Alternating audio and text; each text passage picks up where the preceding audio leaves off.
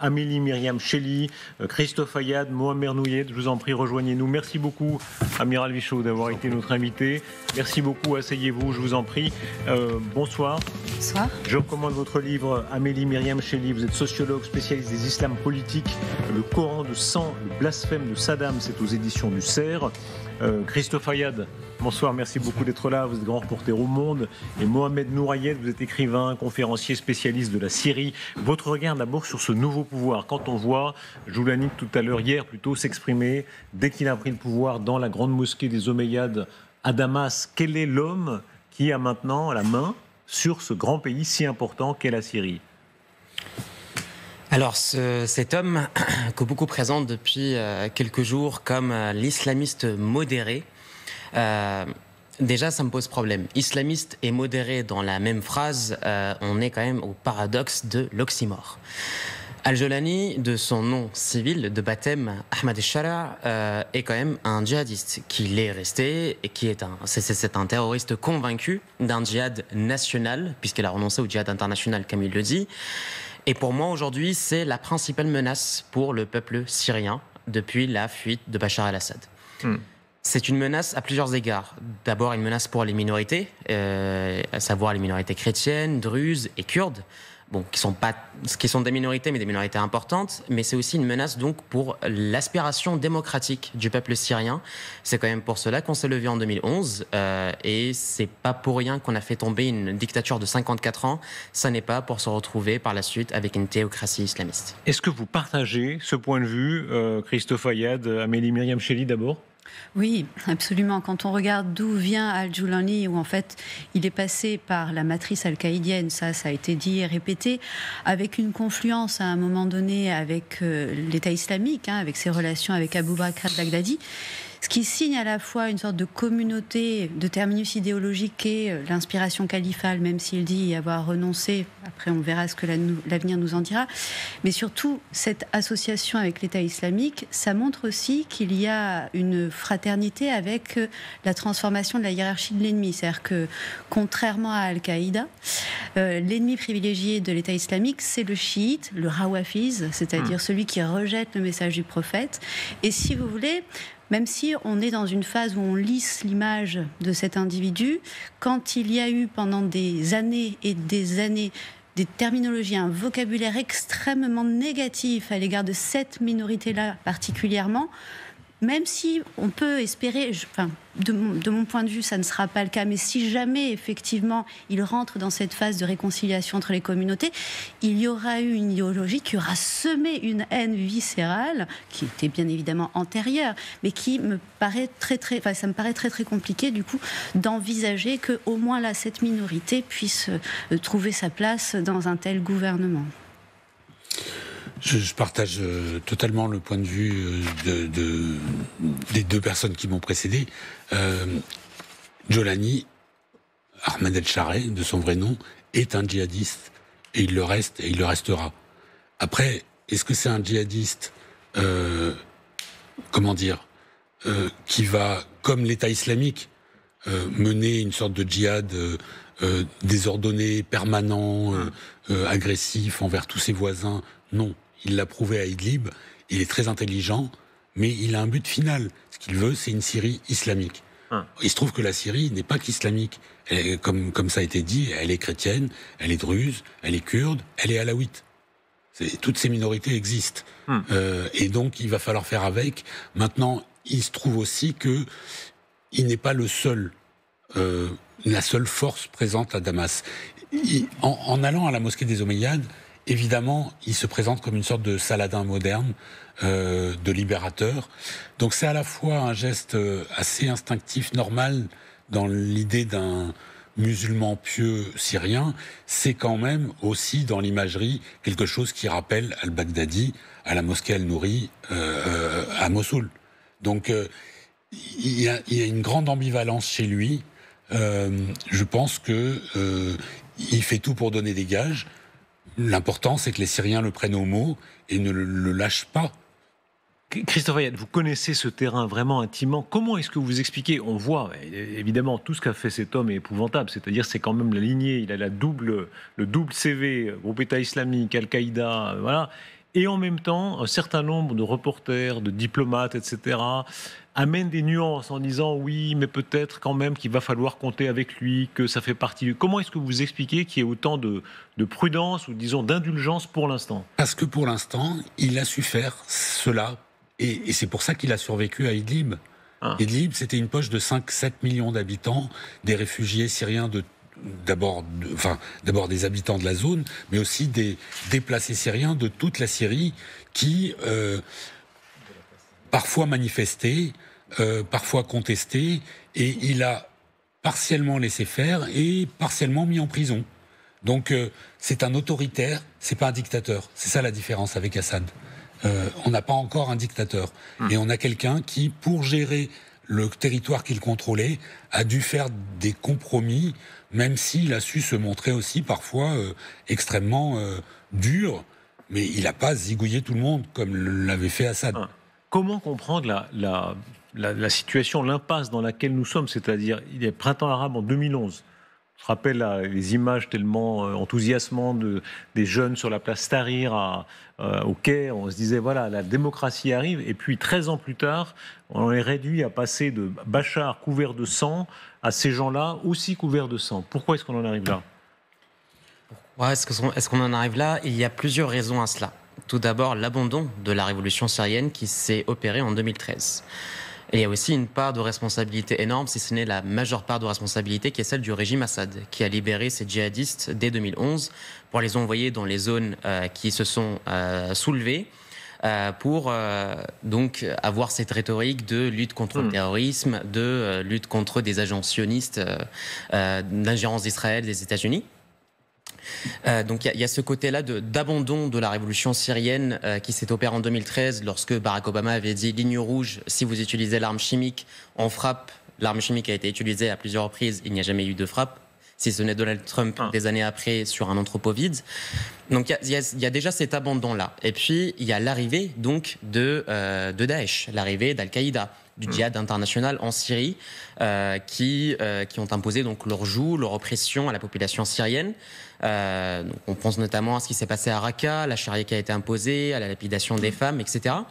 Et donc on en arrive par la suite, après le démantèlement de l'État islamique, Daesh n'a pas été vaincu puisque leur idéologie persiste, mais après le démantèlement du califat de Daesh, on en arrivait à un point où on a eu une certaine guerre de position, je dirais, puisque donc les rebelles de laïcs à modérés à islamistes étaient cantonnés dans la poche d'Idlib, où ils ont dû cohabiter pendant des années, puisque donc ils étaient encerclés d'une part par le régime Assad, d'autre part par la Turquie, et sans oublier également les forces démocratiques syriennes qui se sont alliées pendant un moment au régime Assad. Même question, pourquoi? Comment ça se fait qu'on en arrive là? Quand on regarde la carte de tout l'Orient, une démocratie, il faut vraiment une grosse loupe pour essayer de les voir.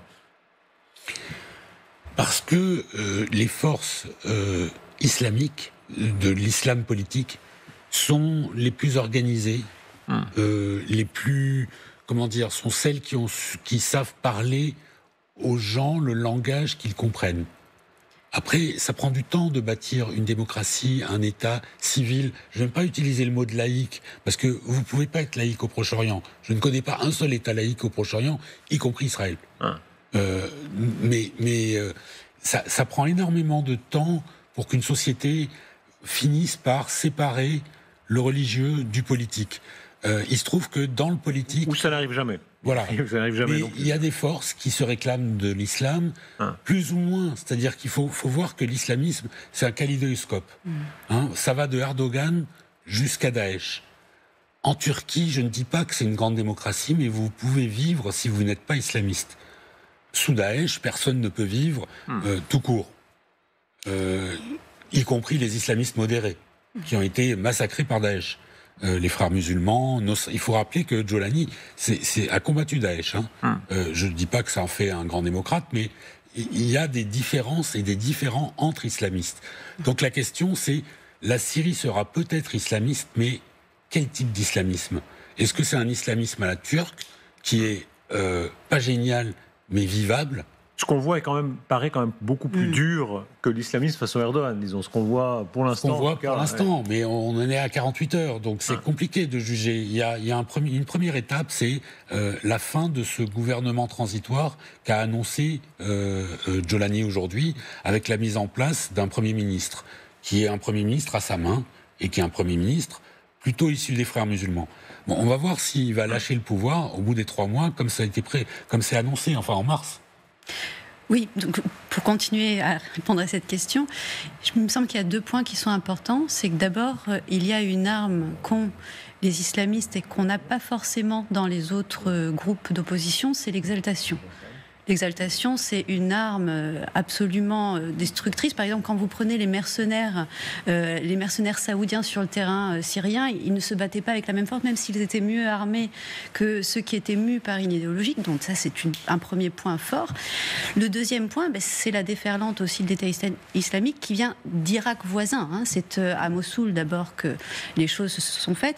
Il faut juste rappeler, si je peux me permettre, que l'État islamique est né d'une scission de la disparition d'Al-Qaïda en Irak, puisque Al-Qaïda en Irak, comme tous les Al-Qaïda de par le monde, avait normalement pour vocation de viser les intérêts occidentaux. Et étant donné la chute du régime de Saddam Hussein dans les années 2000, cette partie-là, Al-Qaïda en Irak, a commencé à détourner ses armes vers les communautés chiites, pour des frictions intercommunautaires qu'on connaît. C'est là que l'État islamique est né, et ensuite a profité du chaos syrien voisin pour aller inaugurer une seconde capitale, celle de Raqqa. Donc tout cela a aussi joué dans la spécificité du cas syrien par rapport à ce qu'on a pu envisager dans le printemps arabe ailleurs. L'échec des paris successifs de la France, regardez cette archive, elle est extraordinaire, c'est Chirac, qui d'ailleurs avait décoré Bachar el-Assad, lui avait remis la Grande Croix de la Légion d'honneur, qui reçoit à l'époque avec son épouse Asma, qui semble tellement représentante du monde occidental. Voilà, c'était en 2001. À l'époque, on pensait encore que ce régime allait réformer. La prison existait déjà, cette Naya, tout ça existait déjà, mais enfin, tout étant relatif, la France avait parié sur lui. C'est un des nombreux paris perdus sur ce genre de régime. Oui, mais alors heureusement, la France n'a pas normalisé avec lui ces derniers mois ou ces dernières années, comme beaucoup le conseillaient au sein de l'extrême droite et de l'extrême gauche française. Donc finalement, la France s'est trompée sur Bachar, mais le jour où elle a rompu pour de bon, et elle n'a pas renoué au pire moment qui aurait été il y a 12 mois, quoi. Est-ce qu'elle se trompait, ou est-ce qu'on considérait qu'il fallait parier, y compris sur des régimes aussi sales ? Disons qu'on a confondu, là, si on revient vraiment dans le passé, Jacques Chirac a confondu la jeunesse et la modernité, la jeunesse, la modernité et la démocratie. C'est 2 choses différentes. Je veux dire, Bachar incarnait effectivement la jeunesse, une forme de modernité, mais pas du tout de démocratisation. Ce qu'il voulait, c'était une Syrie qui fonctionne mieux et qui reste une Syrie tout aussi dictatoriale que sous son père. Quel est le risque maintenant des revenants ? On a compris tout à l'heure qu'il y a des centaines, peut-être des milliers de djihadistes français, ou en tout cas des centaines, qui se trouvent sur le territoire de la Syrie, soit qui ont combattu là ces dernières heures, soit qui sont dans les prisons et qui peuvent être libérés et revenir en France. Information du Parisien, c'est une des plus saisissantes de la journée, c'est le lien qui existerait entre organisation islamiste donc à Damas et l'assassin de Samuel Paty. Quelques minutes après avoir décapité l'enseignant à la sortie du collège de Conflans-Sainte-Honorine, le djihadiste tchétchène Anzorov avait envoyé une photo de la tête tranchée à un correspondant sur Instagram, et il marquait qu'il était le sectateur d'un de ces groupes en Syrie. Donc il y avait un lien, en tout cas, disons, d'appartenance, un sentiment d'appartenance entre l'assassin de Samuel Paty et ces groupes-là. En fait, excusez-moi, parce que j'ai travaillé sur ce dossier, donc l'assassin de Samuel Paty voulait partir en Syrie. Mais comme il est arrivé trop tard, il a commis son atrocité là où il vivait. Et il a plusieurs fois contacté effectivement quelqu'un qui se faisait appeler Farouk Chami, qui est en fait un djihadiste azerbaïdjanais qui vivait dans la zone d'Idlib. C'est quelque chose qui n'a, hélas, pas été assez investigué dans le cadre de l'enquête qui a mené au procès qui est en cours en ce moment. Ça montre l'attrait, la puissance de fascination noire qu'a le djihadisme syrien sur ces fanatiques. Bien sûr, et le fait que des djihadistes arrivent à renverser Bachar el-Assad peut galvaniser une partie de djihadistes français, notamment la frange la plus jeune, celle qui a l'impression d'avoir raté quelque chose, de ne pas avoir pu faire ses preuves sur le terrain, d'être arrivé après Daesh, de n'avoir rien vu, quoi. C'est-à-dire d'avoir raté le train. Et donc, de se dire, on va passer à l'action maintenant.